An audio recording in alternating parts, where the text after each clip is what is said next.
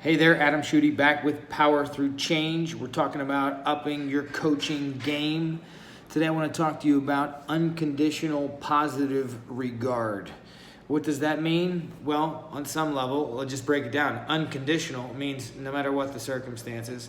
Positive means in an upbeat, non-negative way, and regard is the way that I'm treating somebody. So I have the intention and expectation that through the way that I think, behave, and communicate, what comes through is that I have an unconditional expectation that you're going to do well, simply because not only are you capable yourself of doing it, but I'm holding the door open.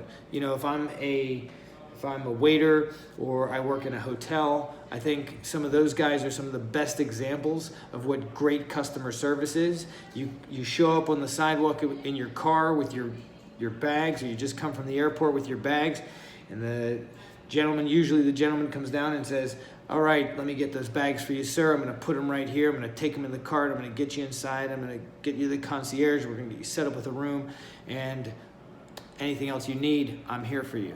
And in many ways, I feel like that's what the unconditional positive regard is. Even if you were a jerk to that guy, he's still going to go, "Well, thank you, sir. I appreciate that, and you have a nice day as well." Their job is to be helping you through the experience, and that's what a good coach is going to do. Is they're basically going to just open the door for you and let you walk through it. So that being said, that's number one, unconditional positive regard. The rest of this video is about active listening. So I'll dig into my notes on that. But as far as active listening is concerned, active listening is a lot like it's the opposite of doing the speaking, but active speaking. If I'm trying to speak and communicate to you, I'm going to try to make eye contact. I'm going to make sure that I'm articulating my thoughts and trying to make sure that I'm making a point, not talking about one thing, then talking about another and being scattered. So active listening is listening attentively, looking the person in the eye, making eye contact, filtering out all internal thoughts, which easier said than done. But if we're in a training session, in a busy gym, or a coaching session, and you could be potentially at a busy cafe. I wouldn't suggest it, but it happens. You know, that might be the best place for you to have a meeting that's relatively private. You're going to need to filter out the other things that are going on around you. Somebody's banging weights over here. Someone's spilling coffee over here. Somebody's, doing something that's they've got their phone out, and then you think, oh, maybe I forgot to check my social media. Phones down, phones off. Whether you're training or coaching, you need to be connected to this other person that's across the table from you, or in the training session on the mat or on the gym floor with you. You need to ask probing questions, and a lot of this goes into that first workout or that first coaching session. You're finding out. You want to find out why this person wants to achieve the goals that they want to achieve.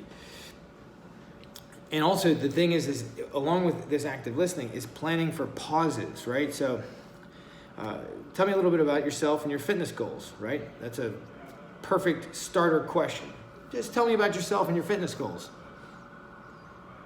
If you think you're going to tell them about their fitness goals or about themselves, you're crazy. You have to shut your mouth.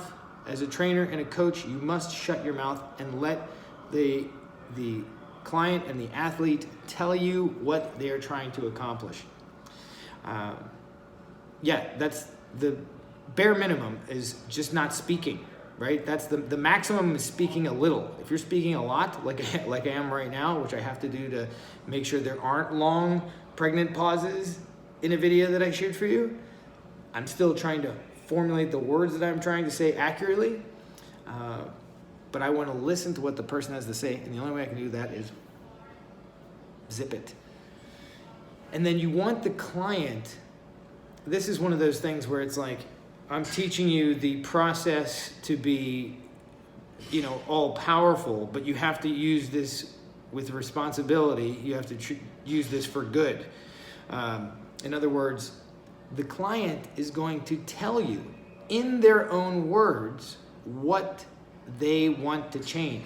So if they say, I'd really like to lose 5 pounds, and I'm really just sick of feeling, low energy at work, that is exactly what you have to say back to them. You have to say, so if I'm understanding you correctly, you are sick and tired of being overweight. You want to lose 5 pounds or start with losing 5 pounds. And you believe that getting in shape is going to help you with your low energy at work or at 3 p.m. or whatever it is they said. Say exactly what they said to you right back to them. And then you then suggest to them, so what do you think? What could you do about that? What are some solutions that you could put into place? What are some solutions we could put into place together? Ultimately, you want to just sit there and be receptive to what they have to say. Maybe take some notes. Can't hurt to have a clipboard or an iPad or something to write down the things that they're telling you. And then you want to be able to come back to them and summarize what they said. You're not going to try to say, well, I'll tell you what your problem is. You have that low energy in the afternoon. You probably need to sleep more. So go to bed early tonight. And when you wake up tomorrow, I want you to have this matcha tea with 3 drops of, bee nectar that you got from the pollen of a unfermented honey pot, or some sort of weird mystical thing that you're trying to come up for them to do. Regardless of how good or bad your advice is, it doesn't matter. It's not about advising them. It's about saying, what are 3 to 5 things you could do over the next week that could improve your quality of life? And then let them come up with those answers, summarize it for them, and then give it back to them.